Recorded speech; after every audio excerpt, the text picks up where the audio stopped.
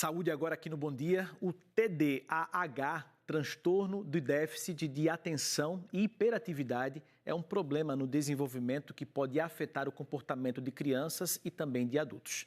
Na maioria das vezes, o diagnóstico nas crianças é mais quando é menos sofrido, porque elas têm mais assistência logo cedo, mas quando é identificado nos adultos, pode causar um desconforto grande e também sofrimento. Minha gente, aqui no Brasil, estima-se que mais de 10 milhões de pessoas têm o transtorno, de acordo com a Associação Brasileira do Déficit de Atenção. Bora falar com Bianca Carvalho, que está com esse assunto agora, tem outras informações para a gente. Ô Bianca, o TDAH, muitas vezes as pessoas falam tudo junto, né? TDAH, é TDAH. Ele pode ser confundido também com outros transtornos, como ansiedade, depressão. Será que tem essa ligação? Na verdade, Juliano, o que os estudos mostram é que, em geral, pessoas que têm TDAH, o transtorno de déficit de atenção com hiperatividade, essas pessoas podem desenvolver ansiedade e depressão. Então, o TDAH seria anterior à ansiedade e à depressão. Há, sim, uma relação. Danada que aqui no Brasil a gente não faz o diagnóstico com nenhum marcador biológico. O diagnóstico aqui é clínico. E há muita dificuldade sobre isso, muita dificuldade mesmo. A gente convidou a Maíra Roazzi e ela tem toda expertise nisso, também faz alguns testes neuropsicológicos, que são testes que muitas vezes auxiliam na hora de constatar se a pessoa tem TDAH ou não. Maíra, primeiro eu queria que você dissesse assim, não é impressão. Eu acho que um monte de gente que está assistindo a gente agora está dizendo assim, minha gente, que epidemia é essa de TDAH? Agora todo mundo... E às vezes as pessoas erroneamente dizem assim, agora todo mundo quer ter TDAH. Não, ninguém quer ter TDAH porque não é legal ter TDAH. Agora, é fato que muita gente está sendo diagnosticada, não é? Bom dia. Por quê? Porque antigamente a gente não tinha esse olhar para o TDAH, os médicos não tinham esse olhar para o diagnóstico. Então, a maioria das pessoas da nossa geração, incluindo eu, a gente está sendo diagnosticado através do diagnóstico dos nossos filhos.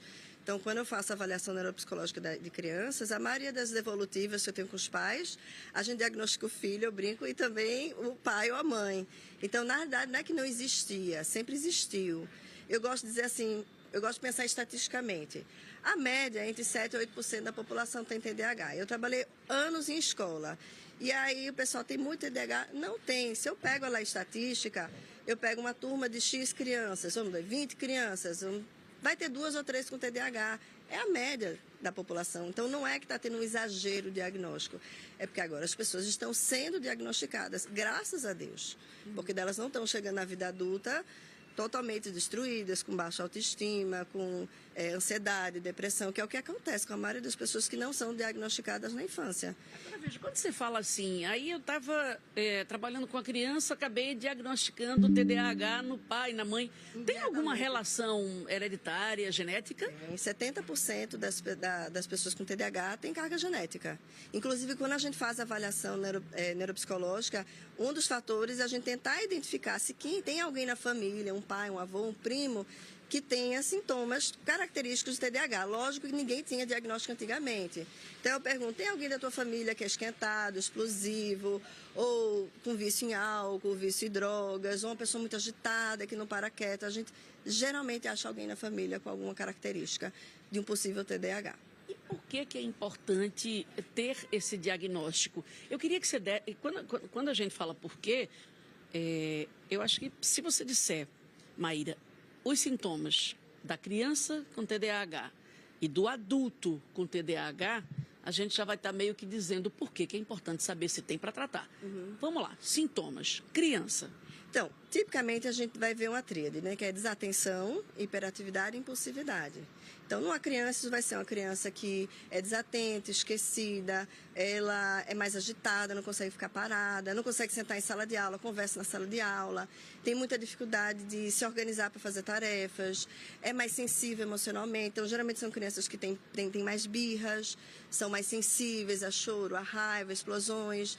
Isso pode gerar dificuldades nos relacionamentos, porque ela se estressa, né? Ela chora por qualquer coisa. E no adulto? No adulto, essas mesmas características vão afetar o adulto da mesma forma, mas um pouco diferente.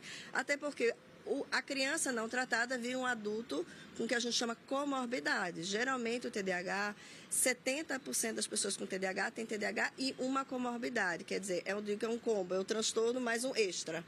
Geralmente é ansiedade, depressão, ou um transtorno de aprendizagem, ou às vezes, tipicamente são esses três, podendo ser outros.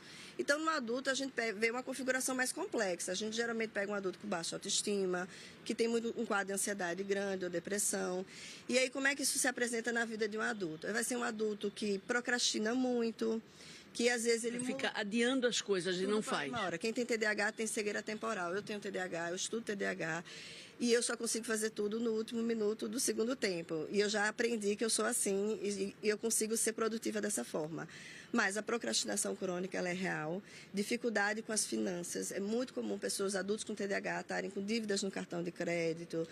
Dificuldades de organizar a vida, gerir a vida financeira. Eu também vejo muita queixa nos adultos de dificuldade com gerenciamento da casa mesmo, sabe? Tudo é uma bagunça, não consegue se organizar, cortam a luz porque esqueceu de pagar a conta, não porque não tinha dinheiro para pagar a conta, organizar a rotina das crianças, tudo que envolva organização, planejamento é muito difícil. E é difícil mesmo, não é preguiça. É uma coisa, eu digo que é uma coisa que é uma força além, sabe? Que você não consegue se organizar. Mas isso tem esse nome que vocês não gostam de usar, nem médico gosta mais, cura. Isso tem cura? Ou a pessoa que tem TDAH sempre vai ter, ou sempre vai ter que tomar remédio, tem que tomar remédio sempre? Não tem cura. Eu gosto de dizer que TDAH é um jeito, como você é um jeito de ser.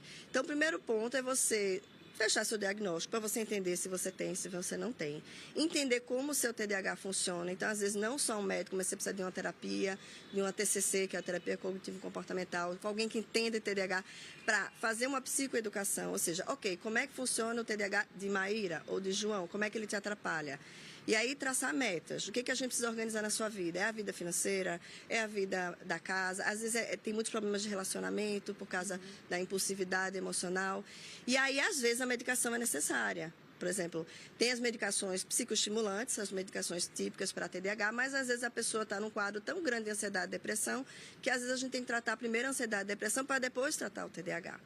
E aí, junto a isso, a gente tem que ter hábitos de vida saudáveis, são importantíssimos no TDAH. Então, o que a gente sabe pelas pesquisas? A gente precisa ter uma higiene de sono e pessoas com TDAH geralmente têm dificuldade para dormir, sabe? Por causa da agitação mental. A gente tem que ter prática de exercícios físicos e vai desde yoga, mindfulness, natação, corrida, musculação, o que funcionar para você.